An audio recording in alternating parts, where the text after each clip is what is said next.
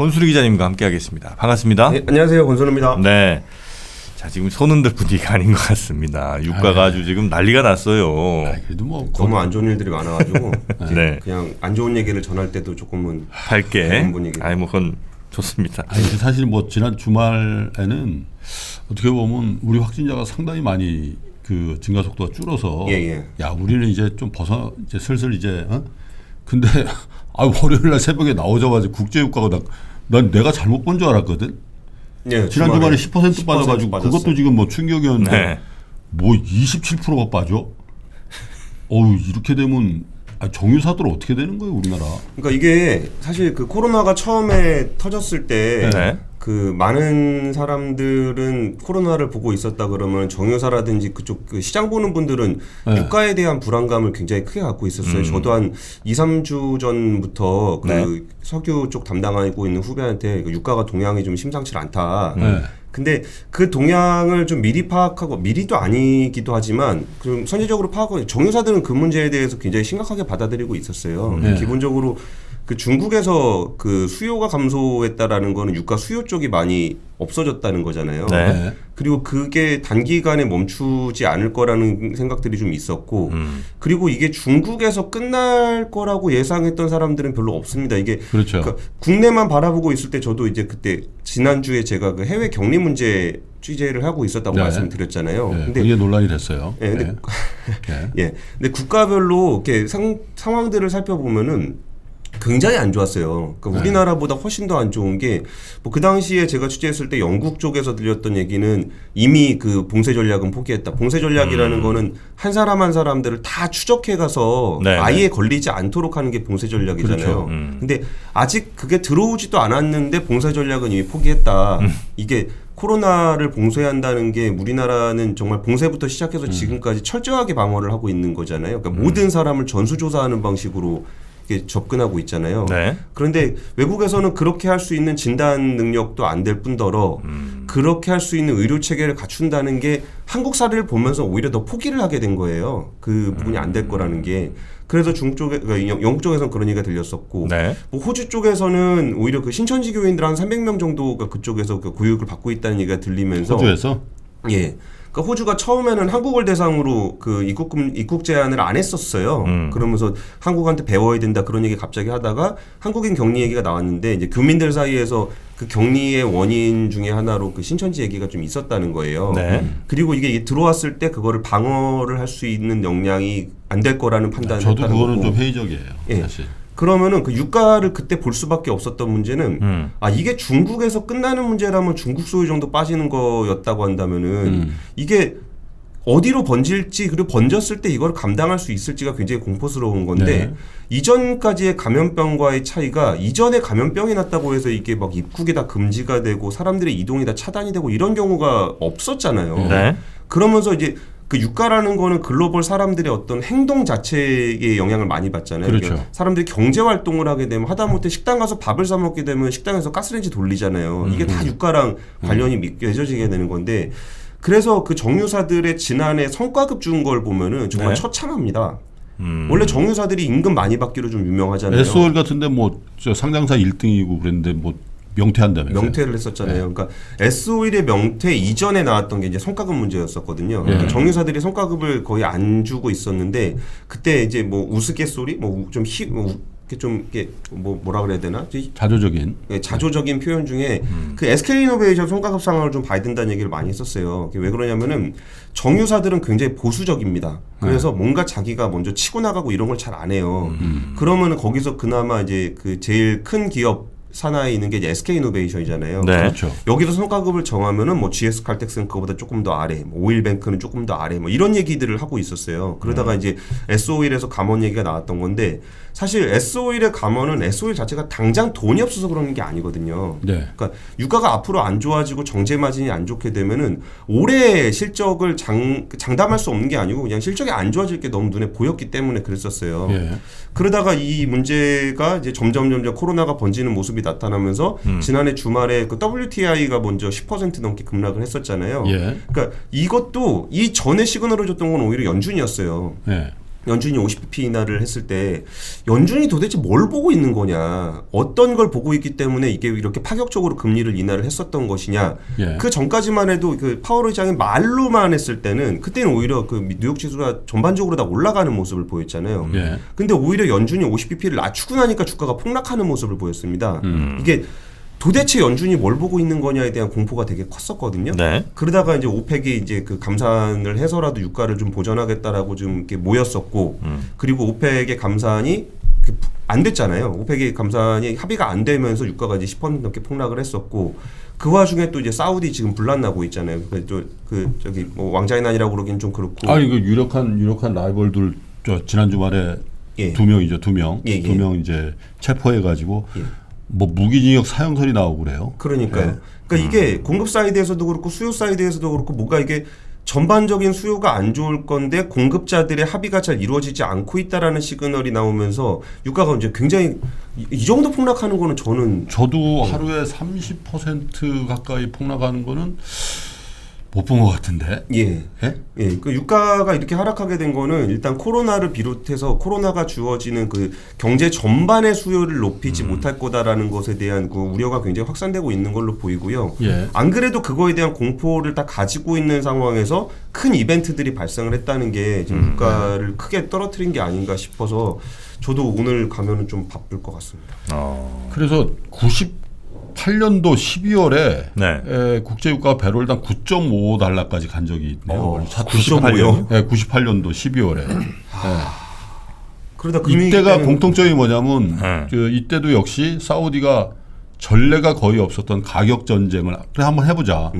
그렇게 하고 시작하면서 10불 아래로 갔던 적이 있었다는 게 이게 그냥 뭐 수요가 줄고 이런 걸로는 사실 뭐 아무리 이때는 뭐 셰일 오일 이런 것도 없을 때니까 뭐 러시아가 좀 내고 한 때니까 뭐 수요가 갑자기 줄어도 반토막이 나겠어요. 그런데 사우디가 항상 보면 저점을 찍어주는 게 아이 그래 한번 해보자 같이 죽어보자 이렇게 나올 때 국제유가가 우리의 상상을 초월하는 하락을 한 번씩 보여줬다라는 게 국제유가를 다루는 트레이더들의 이 트라우마 같은 게 있는 거예요. 그러니까 오늘 아침에 이게 그때 그 상황으로 가는 거 아니야? 그러니까 다 던지는 거죠. 그러니까 이게 기본적인 수요에 대한 불안이 있는 상황에서 이제 사우디라는 공급 사이드가 진짜 한번 일이 벌어지면은 이게 금융시장적인 그러니까 유가라는 거는 이제 기름의 실물 인도 가격이기도 하지만 이게 이제 시장적인 현상이기도 하잖아요. 네. 근데 이게 기본적인 펀더멘탈이 굉장히 취약해져 있는 상황에서 여기서 이제 이벤트가 발생을 하게 되면서 이제 금융시장 쪽에는 큰 충격이 오게 된 것 같아요. 그래갖고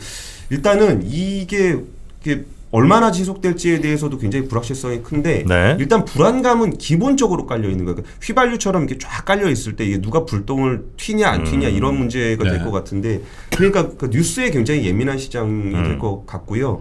그리고 이제 이거에 따라서 이제 대응책들을 쓰게 되면은 뭐 정유회사들이나 이런 데가 쓰게 될 건데 정유주를 가지고 계신 분들은 많이 알겠지만 거의 반토막 났습니다. 정유주가.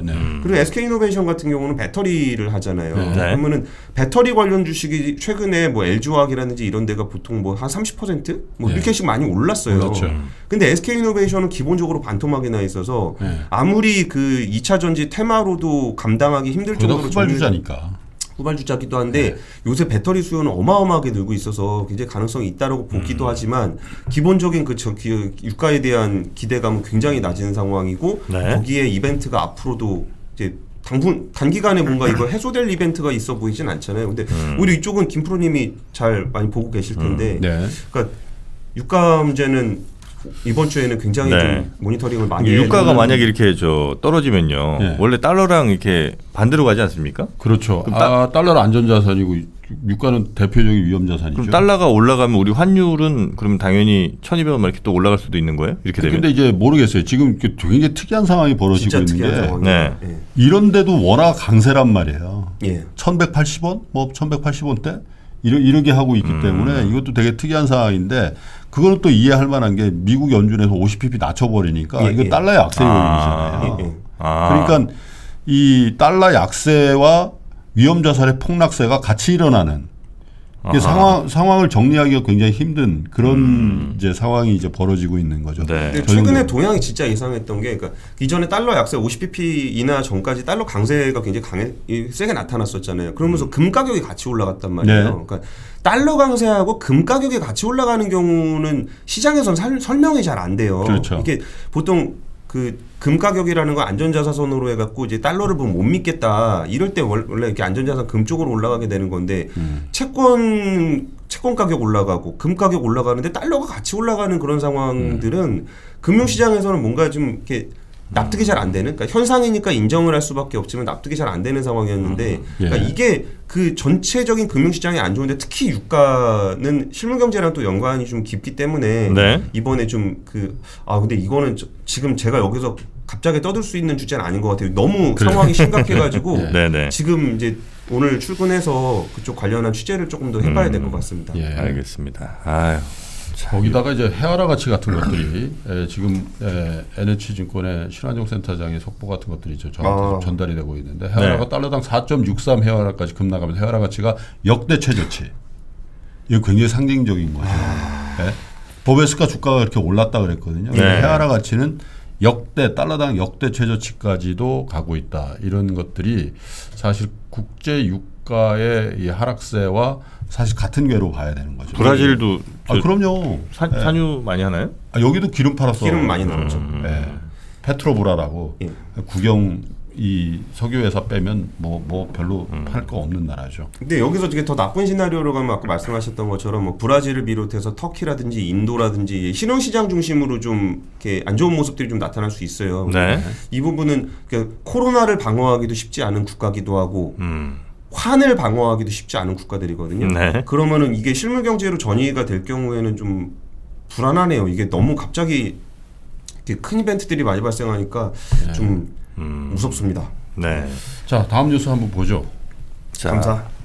일단 감사 뭐 23개 기업인가가 지금 상패 갈림길에 있다 이런 소식을 저희가 뉴스 3에도 전해드렸었는데 실제로 요즘 시즌 되면 이런 일들이 계속 발생합니까? 아니면 올해 유독 좀 큽니까? 그러니까 원래 발생하기도 하고요. 네. 3월 말에 감사 보고서를 발표를 하기 때문에 그 약간 동전주 투자하시는 분들 있잖아요. 그 좀 싼 주식들 투자하고 이런 회사들이 원래 주가가 변동성이 크기 때문에 타이밍 잘 맞춰서 들어가면 단기간에 좀 큰 돈을 벌 수 있기도 하고 큰 돈을 잃을 수도 있기도 하고 좀 그렇거든요. 네.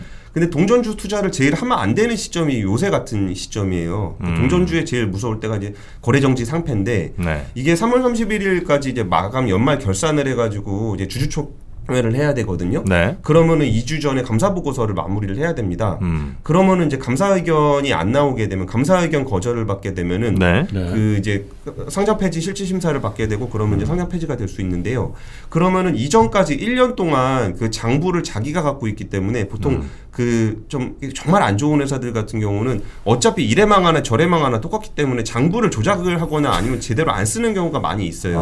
근데 이게 내부적으로 보고 있기 때문에 그거를 이제 확인하기는 쉽지 않거든요. 근데 이게 연말이 되면은 이제 회계사가 들어가서 외부 감사인이 들어와가지고 이게 장부가 제대로 됐는지를 체크를 하게 됩니다. 그러면 이게 이제 요 시즌 막 꽃샘추위 시즌이 되면은 무더기 상패의 그 설이 좀 나오게 될 수밖에 없는 구조예요. 근데 이게 올해는 유독 더 심각하게 느낄 수밖에 없는 게 그 전에 기억하실래나 모르겠지만 외부 감사인에 관한 법률 그 회계 관련한 감사 규정을 굉장히 강화를 해서 회계사들이 조금만 잘못하면 감옥 가게 생겼어요. 감옥 가기 실제로 그랬잖아요. 대우조선에 한개 회계법인이 다 망해버리고 뭐 그런 정도로. 그래서 이렇게 그 동전주를 보통 감사하시는 회계사들하고 얘기를 해보면은 이게 감사 보수가 얼마냐가 문제가 아니고 안 하고 싶어해요.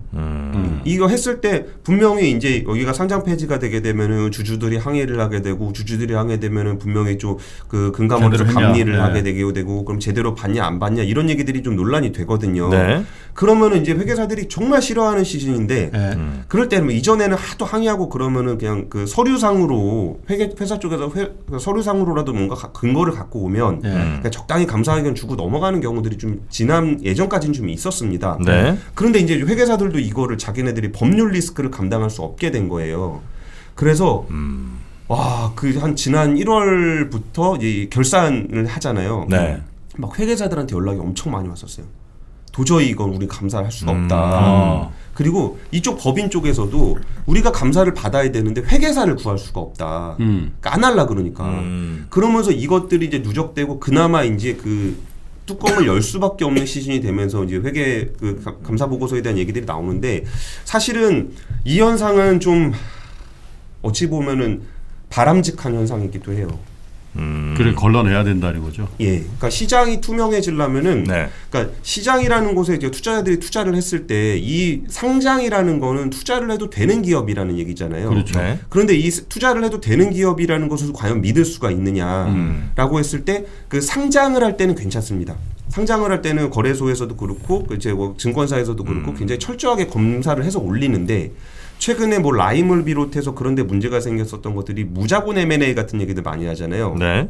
기업이 주인이 바뀌고 이제 손바뀜이 이루어지고서 그 다음에는 이제 회사가 기업으로서 어떤 생산을 하는 기업으로서 존재하는 게 아니라 그냥 주가를 움직일 수 있는 어떤 투자 수단으로서 이게 변질이 된 기업들이 굉장히 많아요 생각보다. 그러니까 실질적인 사업을 안 하고 있는 거죠. 네. 근데 그런 기업들을 속아내지 않으면은 시장 자체에 대한 불신이 생기게 되기 때문에 이걸 한번 걸러줄 필요가 있는 게 있는데 이게 그 두 가지 면을 가지고 있습니다. 하나는 너무 많이 솎아낼 경우에는 시장 자체가 위축이 되거나 아니면 혁신 기업들 뭔가 좀 실적이 좀 부족하지만 혁신할 수 있는 기업들이 시장에 진입할 수 있는 기회가 좀 줄어드는 경향을 좀 보여요.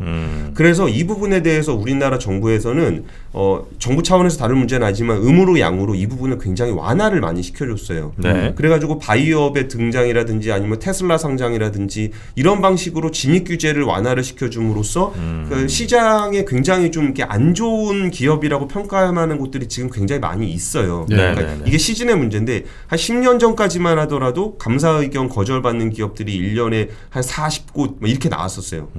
그래가지고 그때 한번 싹 걸러낸 적 한번 있습니다. 근데 이게 그 완화되니까 좀 줄어들었었죠. 그게 완화가 되면서 굉장히 줄었어요. 그리고서 한번 걸러내서 줄은 게 있고 그 이후에는 뭐 혁신 성장이니 아니면은 뭐 그 전에 그 뭐죠 창조 경제니 이거 하면서 굉장히 많은 기업들이 진입을 하게 됐고 그리고서 이번에는 정부에서 특별히 시장 정화를 하겠다는 메시지를 보내진 않았는데. 회계감사 기준을 바꾸면서 이게 그 시장 자체적으로 굉장히 정화작용이 요새 좀 세게 나가고 있어요. 회계사도 나도 살아야 된다. 예, 회계사가 나도 살아야 된다. 그런 측면들이 이걸 어떤 시장에 의한 감시가 강화되면서 이렇게 된 건데 네. 사실 상폐 기업이 속출한다는 것을 두려워하실 문제도 있지만 이런 기업에서는 빨리 빠져나오셔야 돼요. 그러니까요.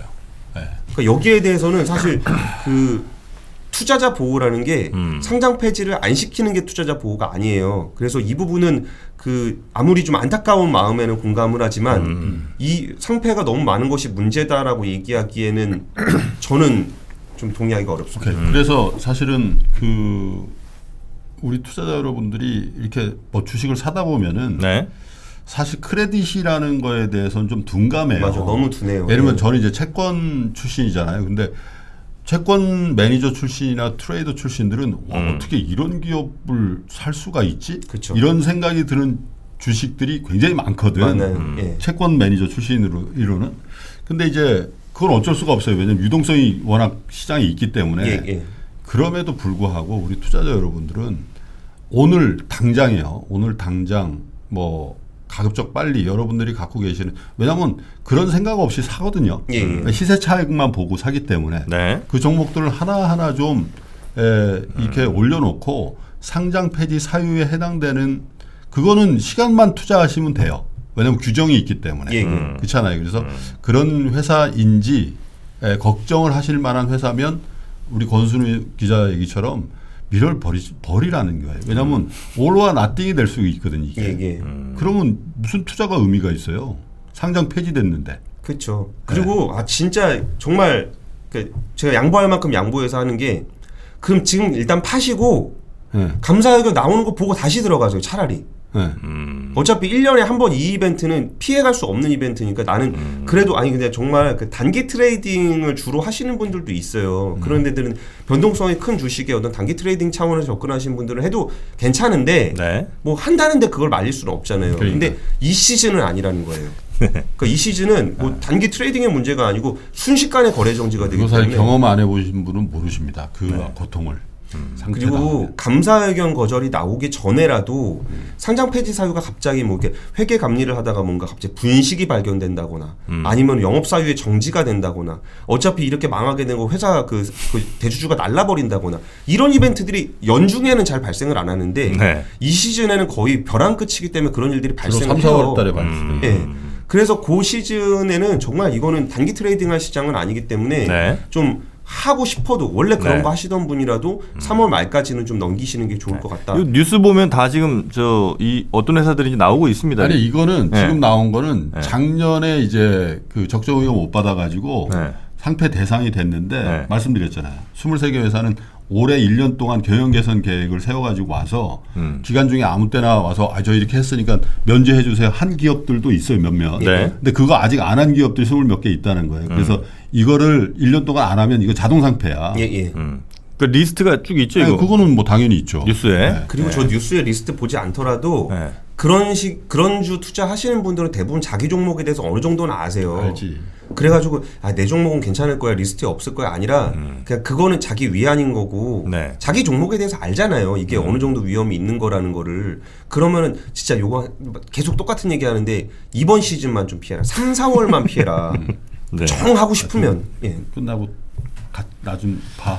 저요? 가만 있어봐요. 너무 불안해 떨지 말고 시간 있으니까 방송 진행해. 회사 좀 보고 회사 끝나고 회사 이름 좀 보자고. 잠깐 볼게요, 내가. 자 마지막 뉴스 하나 보죠. 네. 타다 얘기를 준비를 해오셨는데 우리 시간이 한 6, 7분? 7분 남았는데 정리 한번 해볼까요? 그냥 타다의 앞으로 어떻게 할 건지만 한번 좀 들어볼까요? 일단 어떻게 됐는지는 뭐 대략 많은 분들이 좀 아실 것 같고. 짧게 정리를 드리면은 저는 이번 타다금지법에 대해서 어느 정도 통과가 돼야 된다라는 말씀을 이전에도 좀 드렸었던 것 같은데 이게 그 혁신 성장에 도움이 되기 때문에 통과를 시키자 그런 얘기를 한 게 아니에요.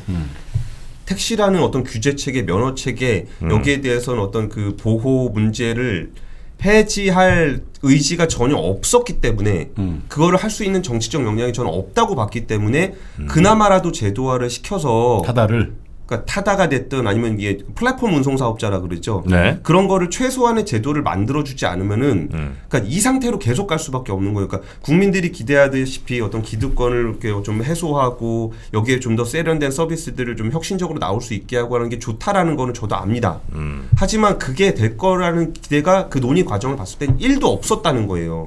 그러니까 이거를 이 불확실한 그 법 체계 안에서 계속적으로 타다가 편법과 합법 사이를 오가게끔 하느니 차라리 법제도화를 시켜서 좀 이 나머지 혁신 사업자들은 좀 합법적으로 사업을 할 수 있게끔 해줬으면 좋겠다는 취지에서 타다금지법이 좀 통과가 돼야 될 거라고 좀 말씀을 드렸던 문제인데요. 네. 그 법 통과 이후에 타다에서는 1개월 안에 베이직 서비스를 종료하겠다 뭐 이런 얘기들을 하고 있습니다. 네. 그럼 일단은 오늘 시간이 별로 없으니까 저기만 말씀을 드릴게요. 그 플랫폼 앞으로의 과제. 그러니까 이 법이 통과가 됐으면 앞으로는 뭘 어떻게 해야 되느냐에 있어서 플랫폼 운송 사업자라는 거는 면허를 정부에서 따로 발급을 해주겠다는 거거든요. 그러니까 혁신 서비스, 내가 타다 같은 서비스를 하려 그러면은 그 정부로부터 어떤 혁신 서비스 면허를 받으라는 거예요. 네. 그리고서 이게 이제 몇 개가 나올지는 모르지만 이게 일정 부분 돈을 내라. 이게 이야기는 괜찮은 거예요. 어떤 신산업으로 인해서 피해를 보는 사람이 있잖아요. 그렇죠. 그리고 신산업을 통해서 이익을 보는 사람이 있어요. 네. 그러면은 신사업을 통해서 이익을 보는 사람이 어느 정도 기여금을 내서 그 손해를 보는 사람에게 약간 보전을 해주는 방식입니다. 이거는 혁신 서비스가 이루어졌을 때 유사일에 이런 경우들이 꽤 있었는데 대표적인 사례 하나를 말씀드리면은 캘리포니아 그쪽 항만에서 컨테이너 박스 있잖아요. 예. 컨테이너 박스가 처음에 들어왔을 때 항만 노동자들이 그걸 다 반대를 했습니다. 왜냐하면 컨테이너라는 규격화된 상자를 가지고 물건을 싣기 시작하면은 굉장히 효율성이 올라가요. 옛날에는 다 사람이 등짐지고 날랐는데. 예, 그리고 또 규격화가 안 돼 있었기 때문에 많이 실을 수도 없었고. 네. 근데 컨테이너가 들어오니까 이제 항만 노동자들이 일감이 줄어들 수밖에 없는 상황이 됐어요. 네. 그래가지고 그 당시에 어떤 식의 협의를 했냐면은 그 해운사들이 컨테이너 박스 하나당 얼마씩 기여금을 냈습니다. 그래가지고 이제 항만 노동자들이 거기를 떠날 수 있게끔 아니면 거기에 소득을 보존해 주는 방식으로 이게 몇 년 동안 지속이 되면서 그 항만 노동자들의 뭐 인력들은 굉장히 줄어들게 됐고 결국은 컨테이너 박스가 자리 잡게 되는 그런 그 사회적 통합 과정이 좀 있었습니다. 그러니까 이 법 자체가 가지고 있는 취지에 대해서는 저는 어느 정도는 필요하다고 봐요. 그러니까 택시의 어떤 수많은 이권들을 다 이렇게 무너뜨렸으니까 그걸로 인해서 예를 들어서 한 사람이 뭐 몇 조씩 벌어간다. 예를 들어 우버 칼라닉 회장 같은 경우는 한 4, 5조는 벌어갔잖아요. 그러니까 그 많은 사람들의 그러니까 조금씩 나눠 가지던 거를 한 사람의 혁신가가 다 가져가는 것이 저는 그렇게 바람직하다고 생각하진 않아요. 그렇기 때문에 이 플랫폼 운송 사업자의 취지에는 동의를 하는데 그러면은 이 수익을 내는 사람이 수익을 낼 수 있어야 되잖아요. 그렇죠. 네.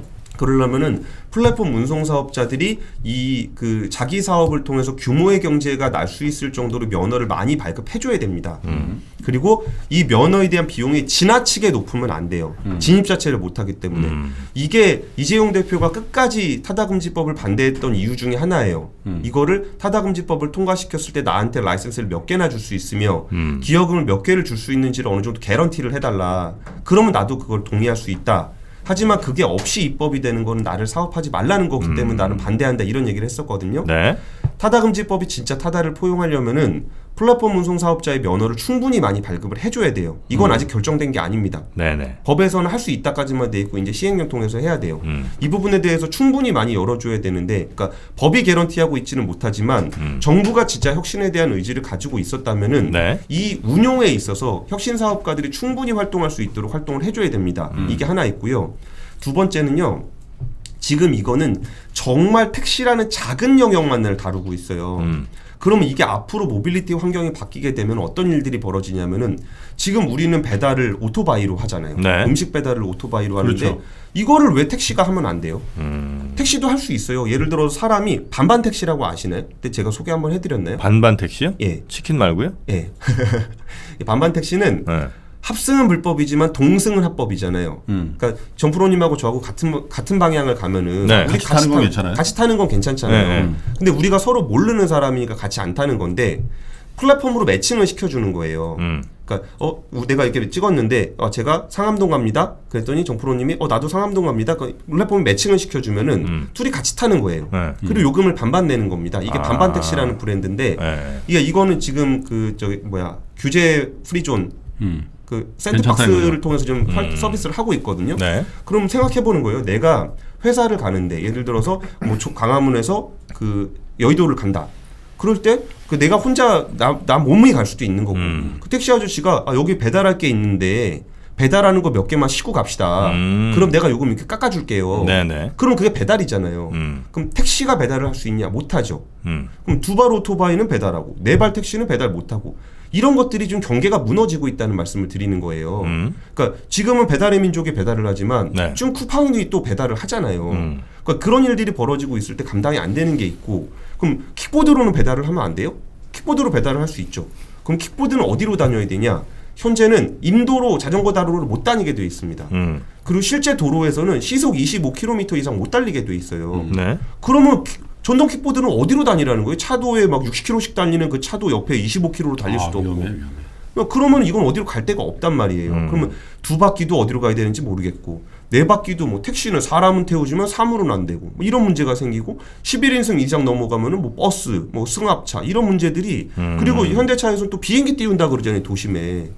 그러면 두 발, 네 발 비행기 이런 것들이 지금 어마어마하게 지금 패러다임이 변하고 있는데 네. 우리나라 법체계는 두 발은 이래야 된다. 네 발에 사람 태우는 건 이래야 된다. 네 발에 뭐 몇 인승은 이래야 된다. 네 발에 물건 태우는 건 어때야 된다. 이런 문제들이 촘촘하게 계속적으로 걸려 있습니다. 네. 근데 지금 이 문제를 리더들이 숨기고 싶은 거예요. 어떤 리더들이요? 그러니까 정치 리더들이나 어떤 정책 리더들이나 정부라든지 국회라든지 이야기하고 싶어 하지 않아요. 왜냐하면 이 모든 장벽들의 기득권들이 다 있기 때문에 그런 거예요. 이해관계가. 네. 근데 그 중에 택시 하나 건든 거예요 이번에. 택시가 제일 크다고 생각하죠. 예.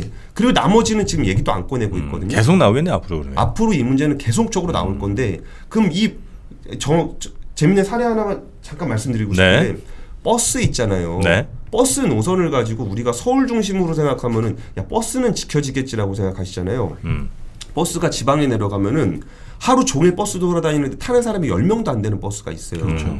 버스라는 거는 정류장이 있어야 되고 노선이 있어야 되거든요. 네. 그러면은 이게 굳이 그 노선을 유지하기 위해서 세금이 엄청나게 많이 들어가요.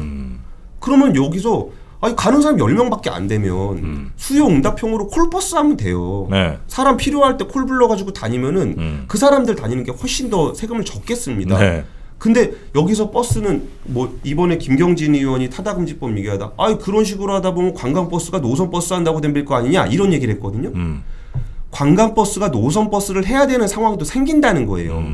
그래서 지금은 딱 모빌리티 분야에서 타다와 그 택시 하나만 다뤘다 그러면은 앞으로 지금부터 차분하게라도 두 발이든 네 발이든 비행기든 이런 모빌리티 서비스들이 그 좀 파지티브, 그러니까 좀 긍정적으로 뭔가를 할 수 있는 네거티브 규제들 있잖아요. 안 네. 되는 거, 요건 안 돼, 저건 안 돼, 저건 안 돼 빼고는 다 혁신할 수 있는 모빌리티 그 로드맵에 대해서 이제 좀 진지하게 고민을 해봐야 돼요. 왜냐하면 택시 하나 때문에 우리 사회가 얼마나 큰 갈등을 빚었는지를 봤잖아요. 그러면 좀 더 큰 틀에서 봐야 되고 우리나라 법이 얼마나 이건 제가 개판이라는 표현을 쓸 텐데 네. 왜 개판이라고 말씀을 드리냐면 예고하고 쓰시는군요. 예, 네. 이게 왜 이런 센 표현을 쓰냐면은 네. 진짜 택시를 한순간에 말살시킬 수 있는 건 자율주행차거든요. 자율주행차 나오면 택시고 뭐가 없어져요. 근데 지난해 통과된 자율주행차법에는 택시 영업을 허용하고 있어요. 그거는 이제 지금 당장이 아니니까 그냥 그 눈 감은 거죠. 눈 감고 있는 거지만 사실 예. 그게 더 훨씬 더 강력한 건데. 그렇죠. 훨씬 더 강력한 자율주행차의 택시 운영은 허용해놓고 그거보다 조금 나이브한 렌터카의 운송은 금지해놓고 이런 것들이 되게 부조리가 많다는 말씀을 좀 드리고 싶은 겁니다. 저기 타다에 대한 거는 다시 한번 더 네, 시간을 좀 갖죠 저희가. 저기 우리 권 기자가 좀 도와주셔서 네. 그 이재용 대표도 한번 여기 모시고? 초대해서 인터뷰 한번 할 수 있도록. 멋있까요? 안 되나? 아니 딴 데는 뭐 한 5분 얘기하고 마는데 우리는 한 5시간 해줄 수 있다고 그래요. 5시간이요?